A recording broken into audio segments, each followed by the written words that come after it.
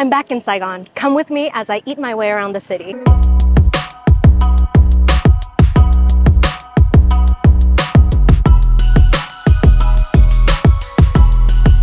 Our first stop, bánh mì. I'm heading to a random bánh mì place by Tân Mỹ Market near my parents' house.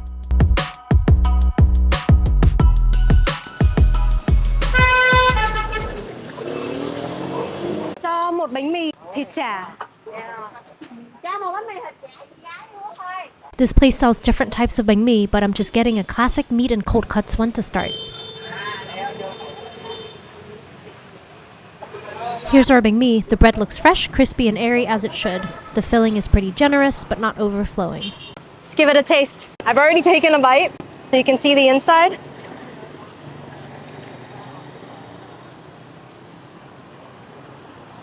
It's filled with 3 or 4 types of cold cuts and meats and pate, as well as đồ chua and some herbs.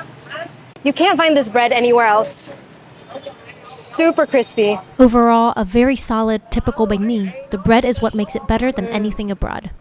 So good.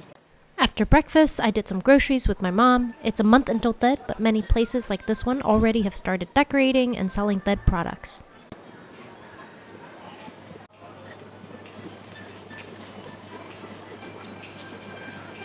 For lunch, we're getting bún bò Huế with my parents. We took a taxi xanh, which is this newish company that has an all-electric VinFast fleet of cars. They have big screens like Teslas and feel quite fancy, but the rides are actually cheaper than Grab.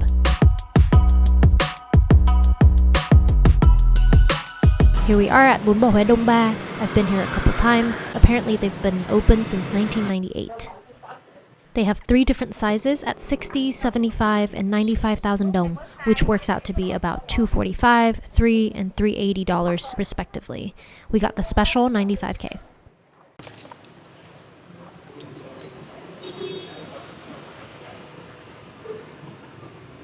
Gotta add some greens. This is water spinach.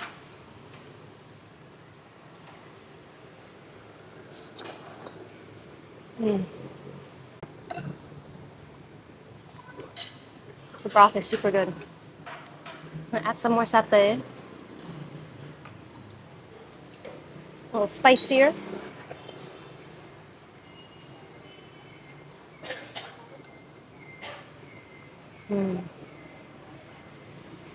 Chả.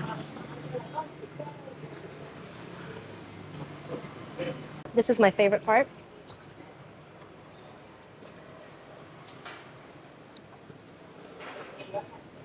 Giò heo. Beef.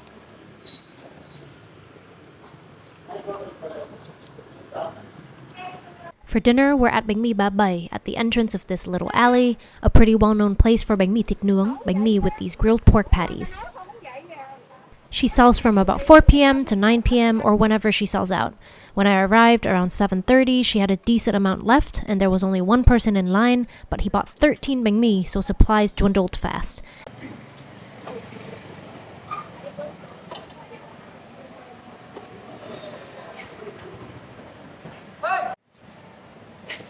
Here's our bánh mì. So we have the grilled pork patties, đồ chua, which is pickled radish and carrots, cucumber spears, cilantro, some sauce, and chilies.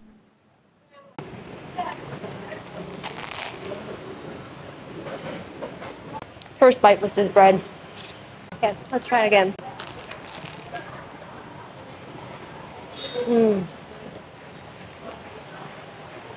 It's pretty good. The meat is a good mix of lean and fatty. It's pretty tender. You can see.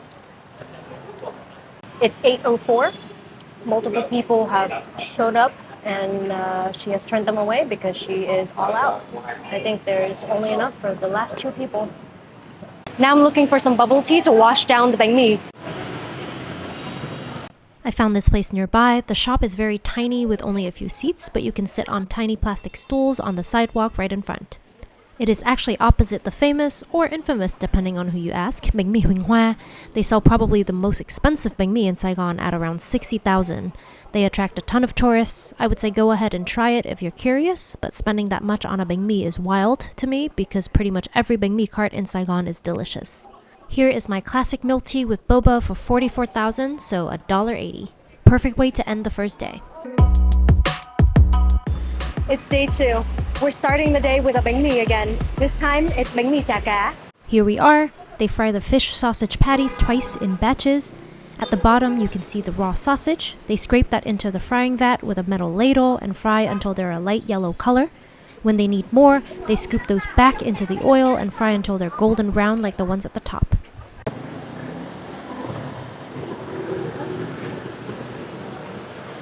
The bánh mì cart is just over there, and I'm sitting right on the side of the road in a doorway nearby. Let's try it.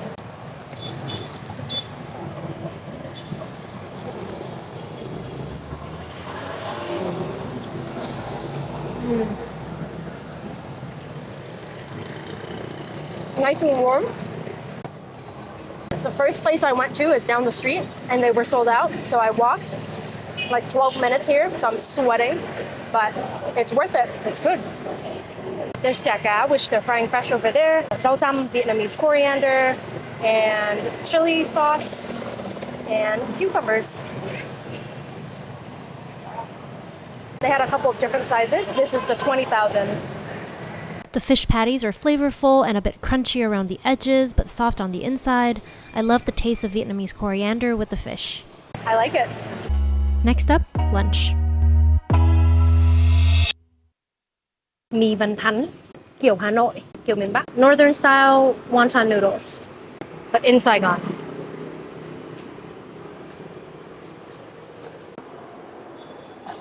It's a really simple broth.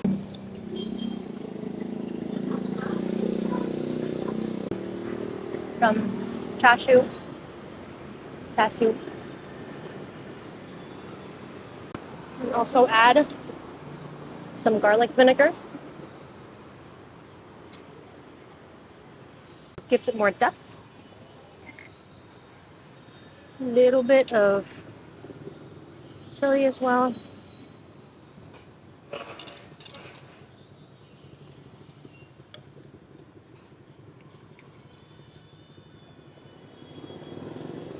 Oh yeah. And I like everything with guay. Soak that in a little bit.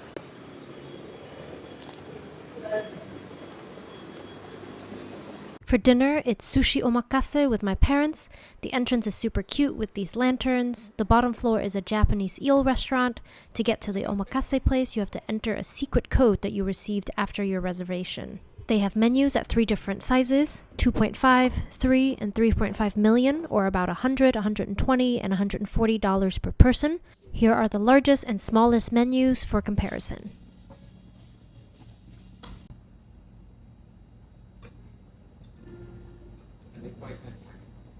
Here is our appetizer. They give you a little card explaining each type of seafood that you eat. The ingredients were very good quality and every dish was meticulously prepared. That being said, for the price point, you don't get too many special types of seafood and the dishes are not super creative. In part 2, I'll show you another omakase place that we preferred. Still, it was enjoyable overall and definitely not something I take for granted. First meal is with Tiếu.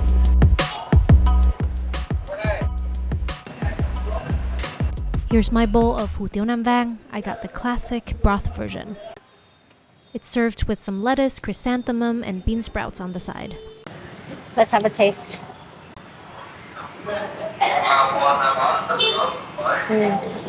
It's a good broth.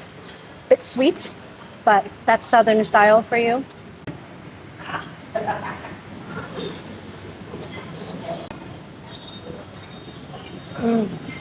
Noodles are nice and bouncy. This is a piece of tart. The thing that makes hủ tiếu to me are these little bits of fatty minced pork and fried garlic. Yep, that's where all the flavor is. This tastes right.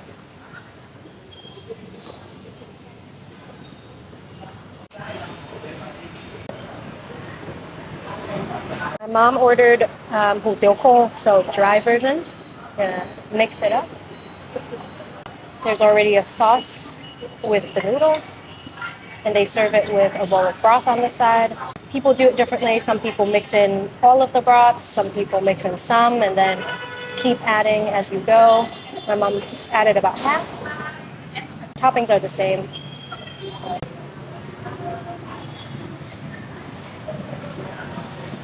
No.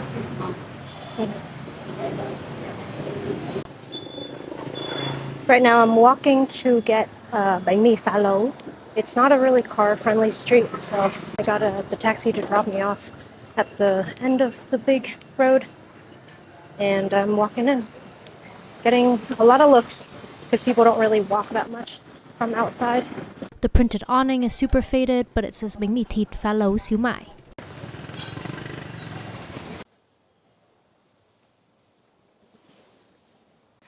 There was nowhere to eat out there because it was a market, so I'm back home.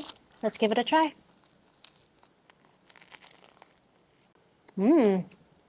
I've never had this type of bánh mì before. Super fun. Definitely some bits of crunchy ear and tongue, I think, right here. You can really taste the phá lấu. I really like that. The bánh mì isn't super crunchy, but the filling makes up for it. You can really taste the spices. So in phá lấu, there's usually 5-spice, star anise, fennel. There might be coconut water in here as well. That's really fun. I recommend it. I was supposed to go out to eat more street food today, but I got tired because it's been a few consecutive days of eating out. So I decided to stay home and order KFC instead. If you don't know, KFC in Vietnam has a different menu than, well, I'm sure this is how it works in other countries too, but they have a different menu here compared to in the US or in France. And what I ordered is this spicy chicken. I actually ordered a thigh piece, but they gave me a drumstick. That's okay. So it's chicken and rice. It's probably been at least 5 years since the last time that I had KFC. I really loved it as a kid. We'll see if it still tastes good. So chicken and rice. This is crunchy, spicy chicken. And it comes with a little thing of gravy as well. Pour that over. It's the same gravy that they put over mashed potatoes. It smells the same, tastes the same. I also got a little bit of their coleslaw. Let's see. Let's hope they give me the right chicken. Yep, still pretty good. Probably not as crunchy as it would have been if I had it in the store, but still pretty good. It's a little bit spicy. It's not super spicy, just a little tingly.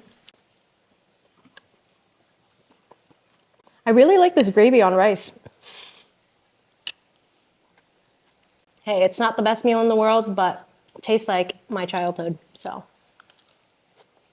When I was growing up, KFC was new at the time, and every kid's birthday was at KFC. I cannot remember how many birthday parties I went to at KFC. We didn't have McDonald's back then. Nice and crunchy.